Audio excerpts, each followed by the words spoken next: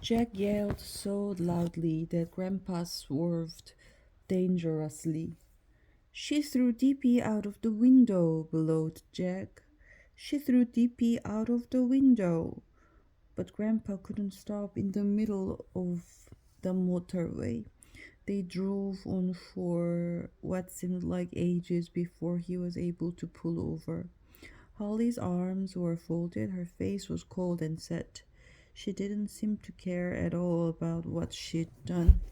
Once they'd stopped, Grandpa got out of the car and ran back the way they'd come, disappearing into the snow into the hope of rescuing Dippy.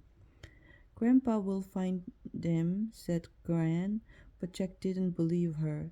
He tried to get out of the car to look for Dippy himself, but Gran made him stay inside. Jack began to yell and cry. He had to have Dippy back.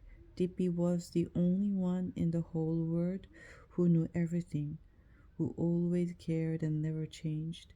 He needed Dippy. He had to have him, and Dippy needed Jack, because only the two of them understood each other. And now Dippy was lying lost on the motorway, believing Jack had left him forever. Jack kicked the back of the driver's seat, still yelling in rage, and tried to punch Holly. Jack, said Gran, shocked. Calm down, we'll find DP.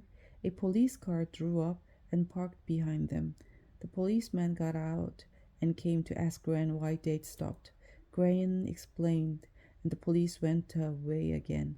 Still, Grandpa didn't come back.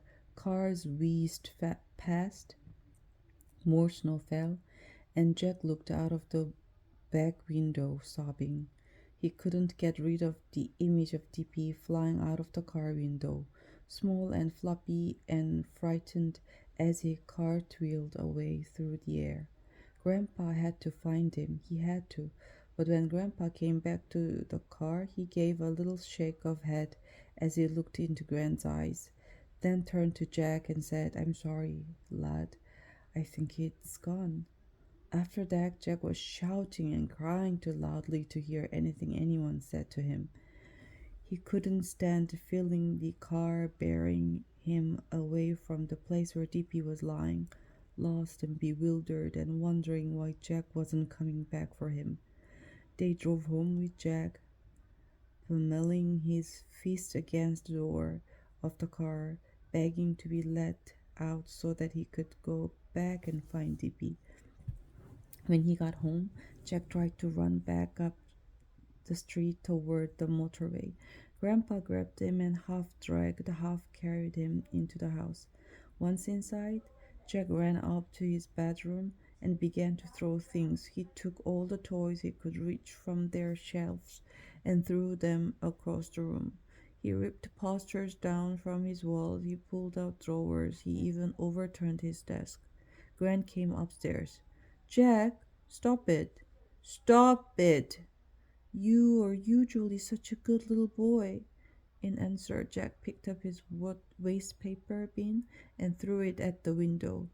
He hoped the glass would break, but it didn't. That's enough, young man, roared Grandpa, appearing in the doorway behind Gran. You just calm down right now.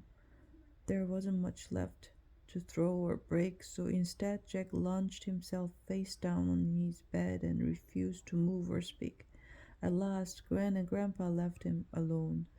All Jack's life, when he'd gone to bed, he'd reached for DP. He seemed to feel DP right now.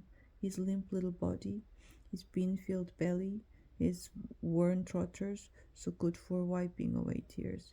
He could even smell DP's slightly grubby, home-like whiff. I'll find you, DP, Jack vowed into his tear-soaked pillow. I'll come back when they're all asleep.